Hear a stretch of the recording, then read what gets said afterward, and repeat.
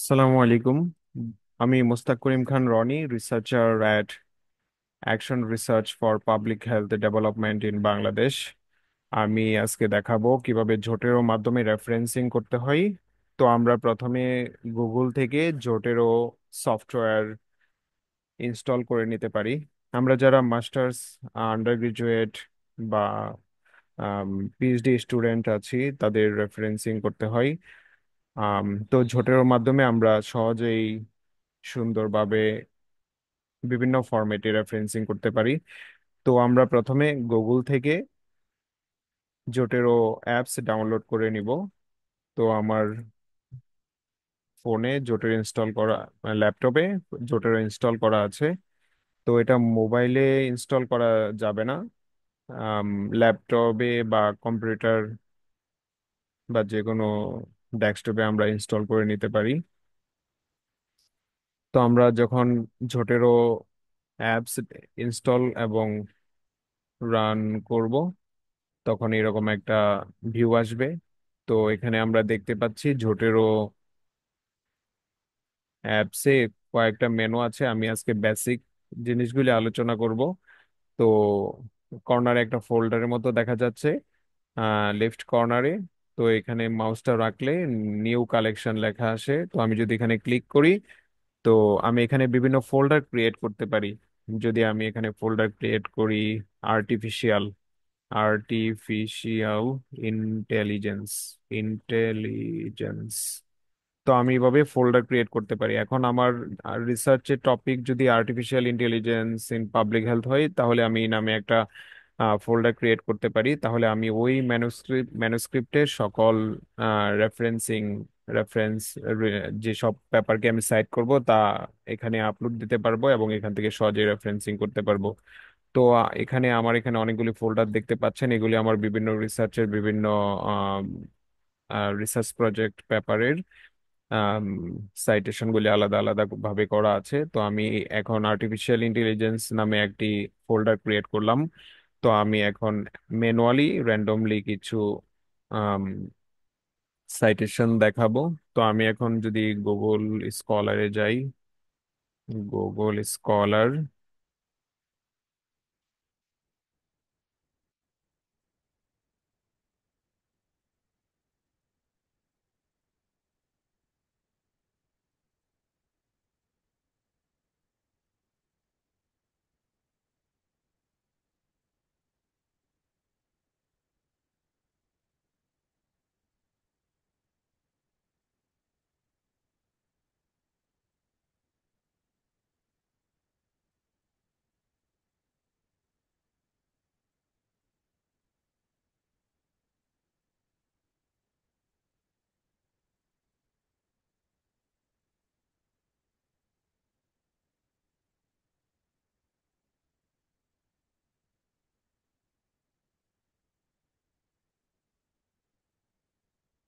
তো আমি এখন এপিএ পদ্ধতিতে সাইটেশন দেখাবো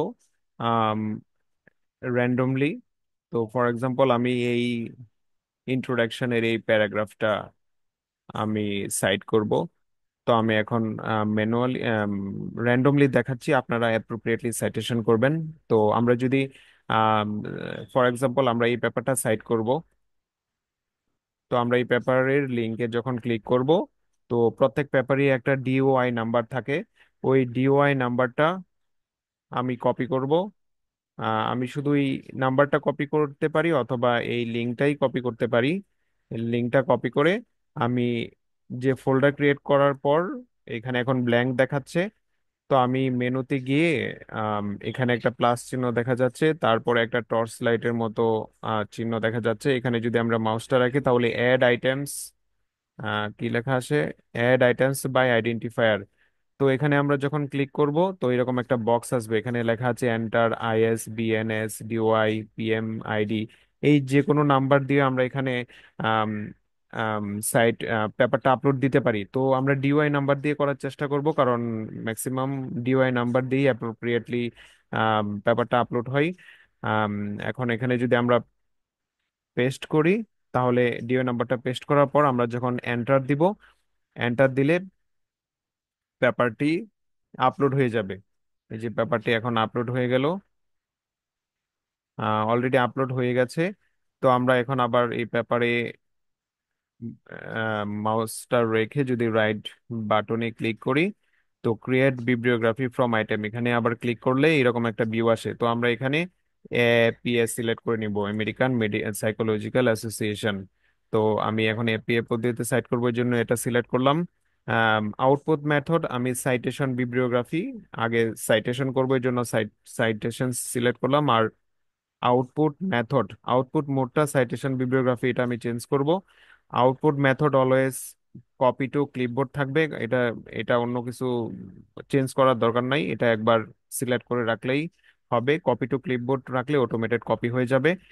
তো আমরা এখন এপিএ পদ্ধতিতে সাইটেশন যেহেতু কপি করব, এই জন্য সাইটেশন সিলেক্ট করে ওকে দিলে তা অটোমেটেড কপি হয়ে গেল। এখন ফর এক্সাম্পল আমরা এই সেন্টেন্সটার কে সাইট করব, তো আমরা যখন এই সেন্টেন্সটার পাশে এরকম পেস্ট করব, তা চলে আসলো অথার নেম এবং এবং ইয়ার, এপিএ পদ্ধতিতে সাইটেশন হয়ে গেল।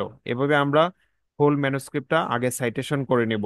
সাইটেশন করার পর আম, এখানে যদি আমার হোল ম্যানুস্ক্রিপ্টে 100টা রেফারেন্স থাকে বা 50-60টা রেফারেন্স থাকে, আমরা সবগুলোই একটা একটা করে সাইট করে নিব। সাইট করার পর আমরা যখন এরকম অনেকগুলো সাইটেশন হয়ে যাবে, তো আমরা তো সাইটেশন করলাম এবং বিব্লিওগ্রাফিটা এখন বাকি আছে। তো আমরা বিব্লিওগ্রাফি এপিএ স্টাইলের জন্য একসাথে কপি করে নিতে পারি। তো আমি যখন কন্ট্রোল এতে ক্লিক করব, একটা সিলেক্ট করে কন্ট্রোল এতে ক্লিক করলে সবগুলো কপি হয়ে যাবে। তারপর মাউসের রাইট বাটনে ক্লিক করলে কপি করার পর মাউসের রাইট বাটনে ক্লিক করে এরকম আসবে। তারপর ক্রিয়েট বিব্লিওগ্রাফি ফর আইটেম এ ক্লিক করলে এরকম ভিউ আসবে।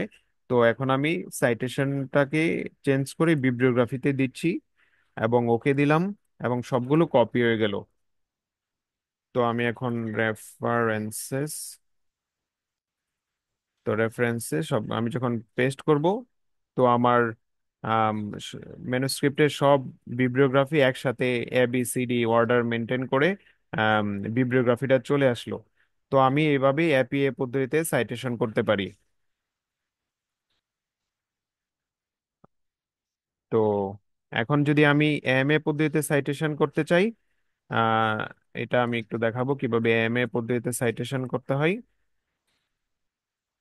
তো আমরা জানি এএমএ পদ্ধতিতে citation referencing mainly two types, citation এবং বিব্লিওগ্রাফি।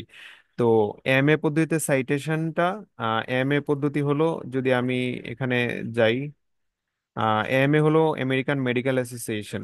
তো ম্যাক্সিমাম জার্নাল এপিএ বা এএমএ পদ্ধতিতে সাইটেশন চায়। এবং ইউনিভার্সিটি রিকোয়ারমেন্ট অনুযায়ী যারা মাস্টার্স বা আন্ডার গ্রাজুয়েট থিসিস করতেছেন তাদের ম্যাক্সিমাম এপিএ পদ্ধতিতে সাইটেশন করতে হয়। যাই হোক, আমরা এএমএ পদ্ধতিটাও শিখে রাখবো।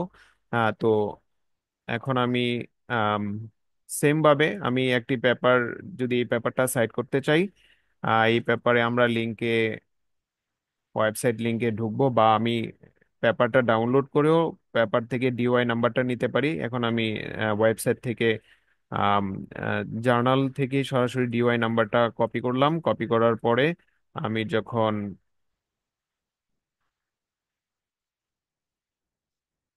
জোটেরোতে পেস্ট করব, পেস্ট করার পর এটা আপলোড হয়ে গেল। তো এই যে দেখা যাচ্ছে পেপারটা আপলোড হয়ে গেল। এখন আমি মাউসের রাইট বাটনে ক্লিক করলে আম, এখন আমি সাইটেশন স্টাইলটা এএমএ পদ্ধতিতে সিলেক্ট করে দিলাম। আউটপুট মেথড সবসময় কপি টু ক্লিপবোর্ড থাকবে। আর আউটপুট মোড আমি এএমএ পদ্ধতিতে সবসময় বিব্লিওগ্রাফি রাখবো, কারণ সাইটেশন কপি করার দরকার নাই। আমরা জানি এএমএ পদ্ধতিতে সাইটেশন হয় নাম্বারিং পদ্ধতিতে, যেমন 1 2 1 2 3 4 এভাবে নাম্বারিং পদ্ধতিতে সাইটেশন করতে হয়। তো আমার যদি এই সেন্টেন্সের সাইটেশন 1 হয়, তো আমি এটা একটা একটা করে আমাকে জোটেরতে আপলোড দিতে হবে। আপলোড দেওয়ার পর আমি শুধু বিব্লিওগ্রাফিটা এভাবে কপি করব। বিব্লিওগ্রাফি কপি করে রেফারেন্সেস,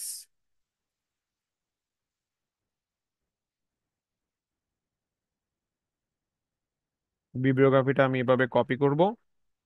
এখানে বিব্লিওগ্রাফির আগে ওয়ান চলে এসেছে, এই ওয়ানটা আমি কেটে দেবো, কারণ প্রত্যেকবার আমি আলাদা একটা একটা করে যখন বিব্লিওগ্রাফি কপি করব বারবার ওয়ান আসবে, এগুলি আমার ইরেজ করে দিতে হবে। তো এভাবে আমরা এমএ পদ্ধতিতে একটা একটা করে বিব্লিওগ্রাফি নিয়ে আসতে হবে। আর এপিএ পদ্ধতিতে আমরা দেখেছি সবগুলো একসাথে কপি করে নিয়ে আসা যায়, ওখানে এবিসিডি ওই সিকোয়েন্সটা মেনটেন হয়। কিন্তু এএমএ পদ্ধতিতে এভাবে জটিল দিয়ে একসাথে মেনটেন হয় না।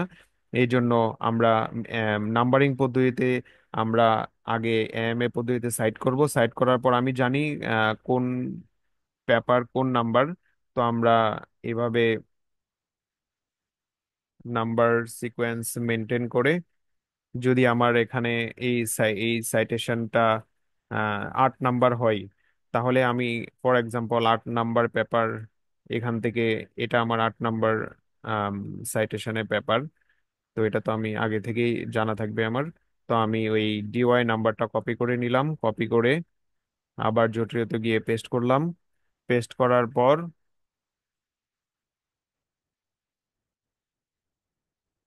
দেখা গেল পেপারটা আপলোড হয়ে গেল। এখন আমি আবার রাইট বাটনে ক্লিক করে এইরকম এম এ পদ্ধতিতে বিব্লিওগ্রাফিটা কপি করে নিলাম। তারপর আমি এটা যদি আমার আট, এখানে বলেছিলাম 8 নাম্বার, তো আমি এইরকম, তো 8 নাম্বার পেপারটা আমি এইভাবে সাইড করে নিতে পারি এবং পরে আমি এই ওয়ানটা ইরেজ করে দিব। তো এইভাবে আমি একটা একটা করে জোটেরোতে ম্যানুয়ালি, আমাকে ম্যানুয়ালি না, আম, আমাকে তো বিব্লিওগ্রাফিটা জোটেরও অটোমেটেড ক্রিয়েট করে দিচ্ছে। তো একটা একটা করে আমাকে এম এ পদ্ধতিতে বিব্লিওগ্রাফি নিয়ে আসতে হবে। আর এপিএ পদ্ধতিতে আমরা জানি সবগুলি বিব্লিওগ্রাফি একসাথে কপি করে আনতে পারি এবং সাইটেশন আমাকে একটা একটা করে করতে হবে।